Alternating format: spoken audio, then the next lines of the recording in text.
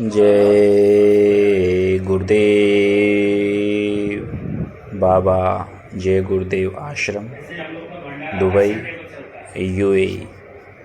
यहाँ लोगों की रविवार की छुट्टी रहती है, तो रविवार को इस आश्रम में काफ़ी प्रेमी आते हैं। सुमिरन, ध्यान, भजन, नाम ध्वनि यहाँ पर बराबर होती रहती है। यहाँ पर एक शिव मंदिर है, वहाँ पर भी सेवाएं चलती रहती है। शरबत सेवा गर्मियों के अंदर और अभी सर्दी के अंदर कॉफ़ी सेवा, मठरी, कभी बिस्किट, कभी मिठाई, इस तरह की सेवा प्रेमी करते रहते हैं। यहाँ पर इस आश्रम में कुछ तस्वीरें भी गुरु महाराज, स्वामी जी महाराज एवं प्रेमियों की लगी हुई है, जो लोग यहाँ बराबर सेवा करते रहते हैं। और यहाँ पर लोगों को काफ़ी लाभ मिलता है। लोग अपना अपना अनुभव बताते हैं। यहाँ पर सत्संग भी होता रहता है गुरु महाराज की दया से। अभी देखो, एक गुरु भाई है, प्रेमी गुरु भाई, अभी सत्संग सुनाएंगे। जय गुरुदेव, जय गुरुदेव।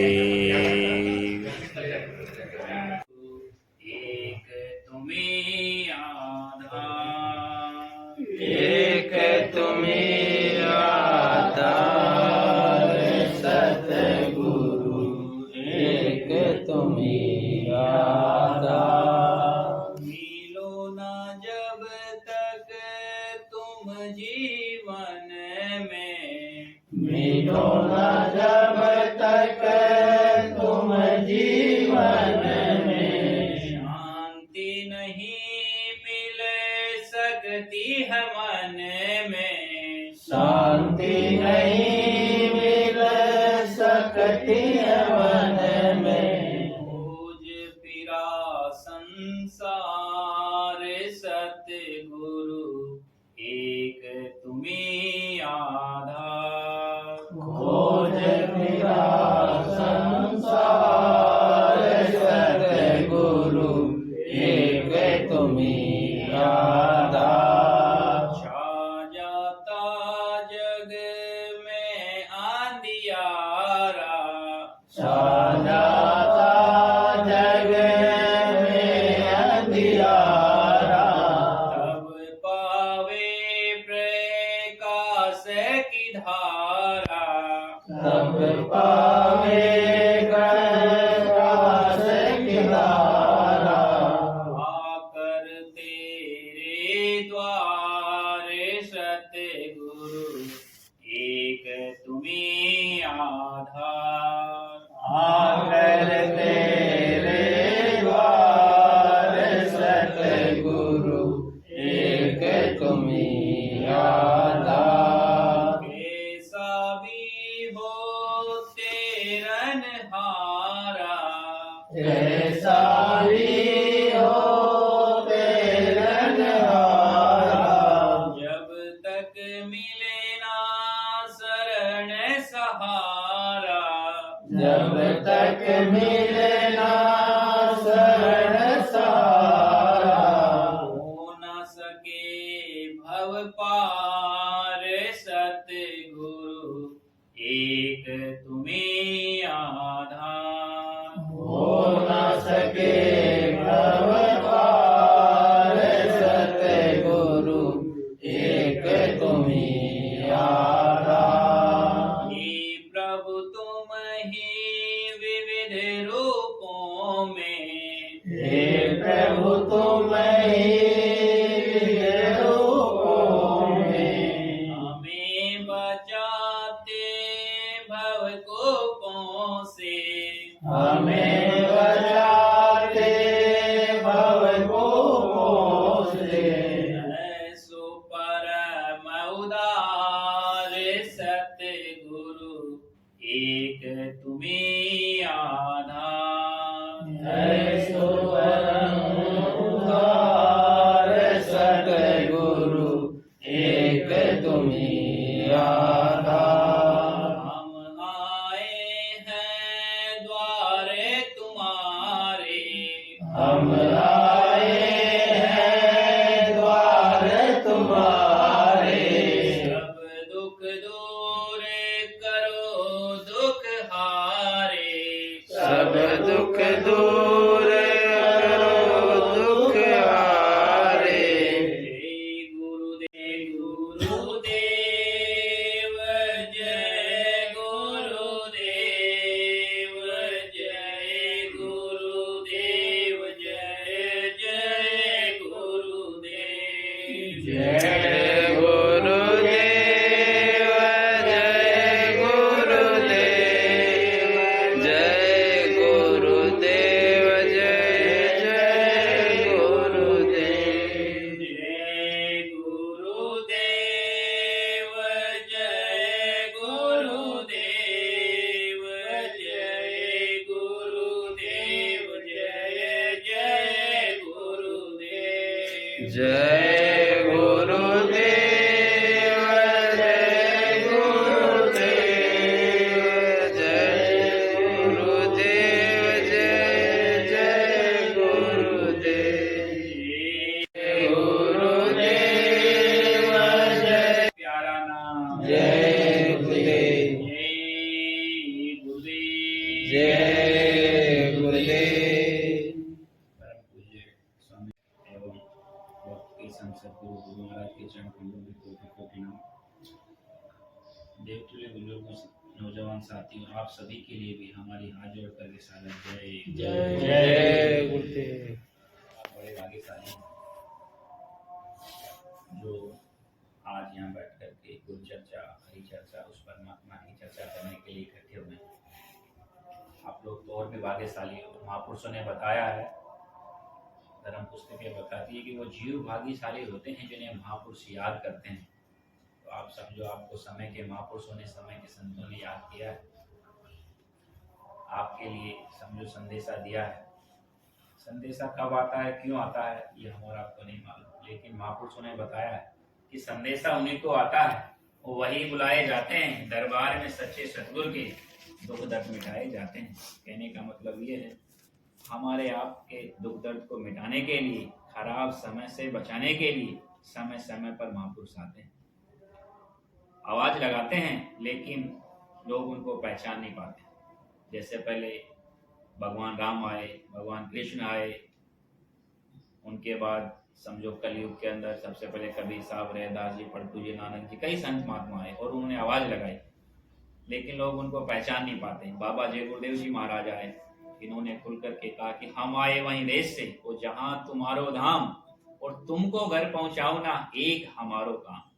हमको अपने घर पहुंचाने के लिए, जिसको हम भूल करके बैठे हैं। हमारा घर कौन सा है, कभी याद ही नहीं आता। गुरु महाराज बताते हैं कि बच्चा, ये तुम्हारा घर नहीं है, कहने को ये घर है, लेकिन तुम्हारा घर तो कहीं और है। जो असली घर है, जहां से जीवात्मा उतारी गई है, जो तुम्हारा पिता है, असली जो पिता है, वो कोई और है। उसी के बारे में बताते हैं और उसी के लिए रास्ता देते हैं। अभी ध्वनि बोला हमने, ध्वनि इस समय पर संजीवनी, गुरु महाराज ने बताया कि संजीवनी है एक तरह की। आप अगर इसको ध्वनि को बराबर बोलते रहोगे तो आपकी दुख तकलीफ परेशानियां धीरे धीरे कम होने लगेगी। लगातार बोलोगे, सुबह शाम, चाहे आप सोते समय भी थोड़ी देर बोल लो, कभी भी बोल लो, कोई समय की पाबंदी नहीं है। सुबह बोल लो, शाम को बोल लो, दिन में बोल लो, सोते समय जाओ उस समय बोल लो, कहीं पर भी बोलो, लेकिन बोलो जरूर, इससे लाभ मिलेगा। एक प्रेमी थे, अभी कुछ समय पहले जुड़े थे नेपाल के, 4-5 महीने करीब उनको हो गया, तो वहीं से जुड़े अपने सेवा से। शरबत सेवा हम करते थे, तो वहाँ आए, तो बोले हम सेवा करेंगे। पहली बारी में उनकी इतनी लगन हो गई, उसी दिन से सेवा करने लग गए। फिर यहाँ आने लग गए। यहाँ आते आते उनको उनका माल्टा जाने का वीजा नहीं लग रहा था। गुरु महाराज से अरदास किया तो उनका वहाँ का जो है टूरिस्ट वीजा उनको मिल गया और वहाँ का उनका काम हो गया। चले गए माल्टा। जब माल्टा में गए तो वहाँ उनको काम नहीं मिला। जिस कंपनी ने उनको बुलाया था उसी ने मना कर दिया, बोले हम काम पे नहीं रखेंगे, हमारा काम नहीं है आपसे, मना कर दिया उसको। बेचारा पैसा लगा के करके, आपने काफी पैसे उसके खर्च भी हुए, वहां जा करके उसको मना कर दिया। मना कर दिया तो इधर उधर भटकने लगा तो भाई काम मिल जाए कहीं पर, लेकिन उसको कहीं पर भी काम नहीं मिला। 1 महीना उसको गुजर गया। 1 महीना गुजरने के बाद उसने देखा मेरा कहीं काम नहीं हो रहा है। लेकिन यहाँ से गुरु महाराज की फोटो लेकर के गया था वो, तो वहां उसने अपने कमरे में लगा रखी थी। वहां ध्वनि भी थोड़ी बहुत करता था, प्रार्थना भी थोड़ी बहुत बोलता था। तो गुरु महाराज के ऊपर उसको पूर्ण विश्वास था। तो एक दिन दुखी होकर के जो है रोने लगा। फोन करके उसने बताया कि भाई एक दिन मैं रोने लगा, बहुत भाव होकर रोने लगा कि भाई अब तो तुम सब कुछ मेरे तुम ही हो, अच्छा करोगे तो बुरा करोगे तो मैं तो आपके ऊपर ही निर्भर हूं। आप नौकरी दिलाओ नहीं दिलाओ, जो भी करोगे आप ही करोगे। लेकिन भाव बहुत अच्छे थे उसके। तो जब दूसरे दिन उठा तो गया गुरु महाराज का नाम लेकर के, तो उस दिन उसका सारा काम बन गया। दूसरे दिन ही पेपर वर्क जो भी था उसका सब बन गया था, जो काम था सब हो गया, होने लगा। तो फिर और उसके अंदर थोड़ी दृढ़ता आई और भक्ति भाव से कोशिश करने लगा, ध्वनि ज्यादा बोलने लगा। कभी कभी फोटो भी डालता है ग्रुप के अंदर। गुरु महाराज की जो है तस्वीर लगा के रखी, उसने यहाँ से ले गया था, कैलेंडर वगैरह थोड़ा सामान ले गया था इधर से। उधर एक प्रेमी और रहता है, अब वो लोग दोनों प्रेमी मिलकर के अभी कभी कभी उधर कॉफी सेवा भी चालू कर दी है। एक राकेश जी रहते हैं माल्टा में, तो दोनों को संपर्क करवा दिया हमने, फोन नंबर दे दिए एक दूसरे के, अपन उनसे कभी कभी मिलने आता है, कभी कभी वहां पर भी सेवा का काम चालू हो गया। कहने का मतलब एक दिन उसने बोला कि बताया एक दिन कि बोले एक दिन मेरे को सपना हुआ और गुरु महाराज मेरे सपने में आए और बोले बहुत देर मेरे से बातें करते रहे, करीब 1-2 घंटे मेरे से बहुत बातें किया उन्होंने। जिधर देखो मेरे को गुरु महाराज नजर आ रहे हैं, जिधर देखो उधर ही वो मेरे से बहुत बात किया। बोले बेटा चिंता मत कर, मैं तेरे साथ हूँ, हमेशा तेरे साथ हूँ, चिंता मत करना कोई भी बात की। और जिधर देखे उसको वही नजर आया। और उन्होंने कहा कि गुरु महाराज ने मुझसे कहा कि भाई तुम जो एक भोजन बनाते हो ये ठीक नहीं है यहाँ की। बोले यहाँ तुम्हारे यहाँ पे बैठूंगा नहीं, मैं खड़ा रहूंगा लेकिन बैठूंगा नहीं, ये जगह सही नहीं है, तुम्हारा खान पीन जो है थोड़ा सुधारो इसको। तो खाने पीने के लिए उन्होंने बताया। तो कहने का मतलब यह है दया गुरु महाराज की हमेशा, चाहे प्रेमी नया हो पुराना हो, सबके ऊपर रहती है। लेकिन जितना भक्ति भाव आदमी रखता है उस हिसाब से उसको मिलता है, क्योंकि उसके भाव बहुत अच्छे हैं। बोले अब मैं अभी जो है यहाँ से कहीं और रूम लूंगा और वो जो प्रेमी है राकेश जी, उनसे मिलकर के हम एक जगह रहने की व्यवस्था करेंगे। जहां अगर कुछ सेवा करेंगे तो हमारा जो है थोड़ा मिलान जल्दी हो जाएगा, एक दूसरे का सहयोग हो जाएगा। क्योंकि छुट्टी वहां पर दोनों की अलग अलग टाइम रहती है, एक दिन दोनों की छुट्टी नहीं रहती है। तो कुछ ऐसा व्यवस्था करेंगे, यहाँ पर भी कुछ नमकीन बिस्किट कॉफी, जैसे यहाँ सेवा चलती है, शरबत सेवा मंदिर पे होती थी, अभी कॉफी सेवा चल रही है सर्दी के समय पर। वो गुरु महाराज की दया से बढ़िया काम चल रहा है। तो वो भी ऐसा सोच रहे हैं कि हम भी यहाँ पर सेवा करें। हमको कभी कभी फोन करके बताते रहते हैं कि गुरु महाराज की बहुत बड़ी दया है। तो दया तो प्रेमियों सब पर होती है, लेकिन भक्ति भाव के अनुसार सबके ऊपर दया करते हैं। मालिक मौजूद है, विराजमान है। गुरु महाराज कहते हैं मेरे को तुम याद इस हृदय से याद तो करो, मैं तो थोड़ा चलाऊंगा तुम्हारे लिए, लेकिन जब अंदर से याद करोगे तभी तो मिलेंगे। तो प्रेम से, अंदर से, विरह से प्रार्थना करने की जरूरत है। अगर प्रार्थना करोगे मालिक से, मालिक हर जगह। हमको भी एक बार ऐसा हुआ, हमारे पथरी हो गई थी, पथरी हो गई तो बहुत दर्द, गए हॉस्पिटल में, राशि दिया, उधर गए तो एक्सरे वगैरह उन्होंने किया, जो भी था उनको बोला हमारे पास इसकी जो ज्यादा व्यवस्था नहीं है। तो उन्होंने इंजेक्शन दिया, दर्द तो थोड़ा ठीक हुआ, आराम मिला, थोड़ी गोलियां दवाई बोले बाहर से ले लेना। हमने 5 दिन की सिर्फ दवाई ली। दवाई लेने के बाद गुरु महाराज को याद करते रहे, बराबर याद करते रहे उनको। तो एक दिन हमको भी ऐसा ही हुआ कि भाई जा बच्चे, एक काम कर, रसोई में जा, उधर वो रखी हुई है दवा, उसको ले लेना, रात को भिगो देना और सुबह खा लेना, कहीं जाने की जरूरत नहीं है। हमने उसको वही काम किया, जाया, भिगोया रात को, सुबह को खा लिया जाए। हमने 7 दिन तक खाया, उसके बाद कोई दिक्कत नहीं। अभी तक 3 साल उस बात को हो गए, कोई परेशानी नहीं। गुरु महाराज जब एक बार आए तो हमने कहा गुरु महाराज ऐसी ऐसी हमको दिक्कत थी। तो गुरु महाराज ने फिर लाओ पर्ची लाओ, एक दवाई लिख दिया, बोले इसको 1 महीना खा लेना। वो दवाई भी अपने यहीं पर पड़ी थी, दवाई भी बाहर से नहीं, होम्योपैथी की दवाई थी। कुछ दवाइयां यहाँ पर रहती थी पहले, अभी तो नहीं है, उधर जबलली में थोड़ी पड़ी हुई है होम्योपैथी की दवाई। पहले डॉक्टर वगैरह आते थे तो लेकर के आते थे, बोला यही ले लेना। कुछ mg का फर्क था उसके अंदर, लेकिन वो थोड़ी कम मात्रा में मिली। 1 महीना उसको ली, बिल्कुल अभी तक 3 साल हो गया, कोई दिक्कत नहीं, कोई परेशानी नहीं। गुरु महाराज दया सब पर करते हैं, लेकिन अंदर से अगर उनको याद करोगे तो हमेशा हर जगह मौजूद है वो। गुरु महाराज ने बताया कि आगे का समय बहुत खराब है। आगे जो है, अभी कोरोना तो कुछ भी नहीं है। कोरोना से पहले गुरु महाराज जब आए थे बता करके गए थे आगे बीमारी बहुत भयंकर आ रही है, आप अपना खान पान सुधार लो, शाकाहारी हो जाओ, और जितनी भी बीमारियां हैं मांसाहार से ही आएंगी। और वही हुआ। चाइना में भी महाराज जी गए थे, वहां पर भी विनय शर्मा जी रहते हैं, वहां पर उनके यहाँ पर बोल करके आए थे कि भाई आगे बीमारी आएगी, तुम लोग संभल के रहो, खान पीन अपना सुधार लो, और ये मांसाहार से बढ़ेगी। फिर जब यहाँ आए थे यहाँ पर भी बता करके गए मालिक, उसके बाद वही हुआ। ऐसी बीमारी आई कोरोना से कितने लोगों की नौकरियां छूट गई, कितने लोग उसके अंदर। हमारी भी सेठ ने हमारी तनख्वाह काटी उस समय, 2-3 महीने काटी, चलो कोई बात नहीं है गुरु महाराज की दया से। और लेकिन इतनी दिक्कत लोगों को आई, हम लोगों को सत्संगियों को इतनी दिक्कत नहीं आई। गुरु महाराज की दया से नाम लेते रहे, भजन सुमिरन ध्यान ये तो बराबर करते रहे गुरु महाराज ने कहा कि ये तो कोरोना कुछ भी नहीं है। अभी कह रहे हैं कि ये कोरोना कुछ भी नहीं, ये तो एक ट्रेलर था, पिक्चर तो आगे चलेगी। के जब ट्रेलर इतना भारी था, इतना भयंकर था, तो पिक्चर कैसी होगी। गुरु महाराज ने इसके लिए उपाय बताया कि आप शाकाहारी हो जाओ। शाकाहारी हो जाओगे तो बीमारी से बच जाओगे। कुदरत है नाराज कड़ी, आगे तबाही बड़ी बड़ी, अब कुछ होने वाला है, वक्त बदलने वाला है।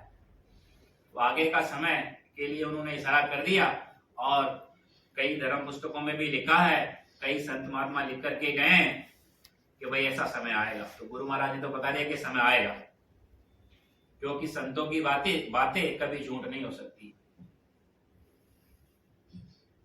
संतों की बातें कभी झूठे बोले वाले नहीं। तो आगे समय आएगा। गुरु महाराज ने कहा आगे जमीन हिलेगी, जमीन फटेगी, ओला पत्थर गिरेंगे तो लोग बहुत मरेंगे। गांव के गांव, शहर के शहर ऐसे खाली हो जाएंगे जैसे कभी नामो निशान ही नहीं था। ऐसी भयंकर बीमारी आगे आएगी। तो आप लोग शाकाहारी रहो और लोगों को शाकाहारी बनाओ। शाकाहारी हो जाओगे तो बीमारी से बच जाओगे। बीमारी बहुत खराब है, तो आप शाकाहारी रहो, नशा मुक्त रहो। कोई भी नशे का सेवन ऐसा मत करो जिससे बुद्धि भ्रष्ट हो जाए, बुद्धि खराब हो जाए, माँ बहन बेटियों की आंखों से पहचान खत्म हो जाए। शराब है, गांजा है, अफीम है, ताड़ी है, ये सब बुद्धि को खराब करती है। और मांसाहार भी खून बेमेल करता है। हमारा भोजन है शाकाहारी, मनुष्य के लिए तो भोजन ही शाकाहारी है, मांसाहार तो है ही नहीं है।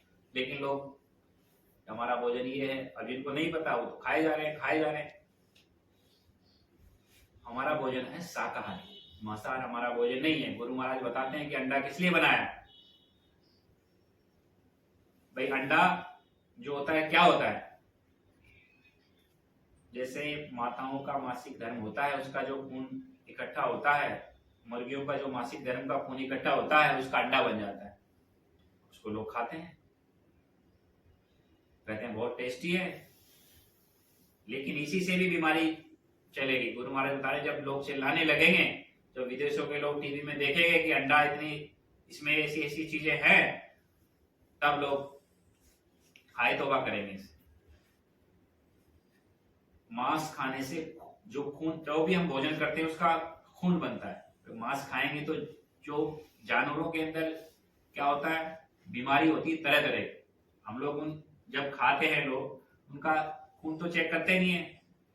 अगर कोई समझो बच्चा लेकर के गया, अब आपको अपने डॉक्टर के पास लेकर के गया, अब डॉक्टर ने कह दिया कि इसके खून चढ़ाओ, और इस ग्रुप नंबर का खून लेकर के आना। खून अगर ग्रुप नंबर का मिल जाएगा तो डॉक्टर खून चढ़ा देगा, लेकिन अगर ग्रुप नंबर नहीं मिला तो खून नहीं चढ़ाएगा। तो हम लोग के पास बुद्धि है, ऊपर वाले ने हमको बुद्धि दी, उसे विचार करना चाहिए कि भाई डॉक्टर जब बिना ग्रुप नंबर के खून नहीं चढ़ाता है, तो जिन पशु पक्षियों को मार करके काट करके इसके अंदर डाल लेते हैं, क्या उनका ग्रुप नंबर चेक करते हैं? ग्रुप नंबर चेक करना चाहिए कि नहीं चाहिए? उनका खून बनता है। कोई भी चीज खाएंगे उसका ब्लड बनता है, तो खून बेमेल हो जाता है। तरह तरह की बीमारी पशु पक्षी जानवरों में होती है, इंसान के अंदर आ जाती है। अब इंसान जाता है डॉक्टर के पास, डॉक्टर तो देखता है कि इंसान है, लेकिन पशु वाली बीमारी आ गई। पशु की बीमारी उसको दे नहीं, पशु की दवा उसको दे नहीं सकता डॉक्टर, क्योंकि वो झेल नहीं पाएगा। इंसान की दवा देता है तो फायदा नहीं करती, लेकिन डॉक्टर कहता रहता है कि अब की बार ले जाओ फायदा हो जाएगा, अब की बार ले जाओ फायदा हो जाएगा। आखिरी में वो भी जाके रेफर कर देता है कि आगे ले जाओ। पैसा भी खर्च करवा देते हैं, ऑपरेशन ही उसका कर देते हैं। अरे भाई, जिन पक्षियों को मारकर काट करके खाया तुमने, वही क्या होते हैं, जो गुरु महाराज बताते हैं, जो भी समय से पहले चला जाता है वो प्रेत योनि में चला जाता है। प्रेत योनि में चला जाता है तो सर पर सवार हो जाता है, तरह तरीके के तुमसे कभी क्या बीमारी हो जाएगी, कभी क्या। डॉक्टर के पास जाओगे तो डॉक्टर की तो बीमारी नहीं है, तुम्हारी चीर फाड़ भी करवा देगा, पैसा भी लगवा देगा, तुमने भी तो उसको काटा है तो तुमको भी कटवा देगा वो। और गुरु महाराज ने कहा तो अभी तो कुछ नहीं है, कि अभी तो आगे इनकी जनसंख्या बहुत बढ़ेगी, क्योंकि अकाल मृत्यु बहुत होगी। अभी समझो एक परिवार में जय गुरुदेव। विनय करूं मैं जो कर जोरे, सतगुरु द्वार तुम्हारे। विनय करूं आरती साधु, दो अखियन मझधारे। भाव सहित नित बैठ जरोगे, जो हत प्रियतम प्यारे। पग ध्वनि सुनहु श्रवण अपने, मन के काज विसारे। जागे सुरत पियत चरणामृत, पियत पियत हुए नारी। घंटा शंख मृदंग सारंगी, बंसी वीण सुनारे। जय गुरुदेव आरती करती, गावत जय जयकार। विनय करूं मैं दो कर जोरे, सतगुरु द्वार तुम्हारे। मालिक द्वार तुम्हारे, दाता द्वार तुम्हारे। सतगुरु द्वार तुम्हारे। जय गुरुदेव।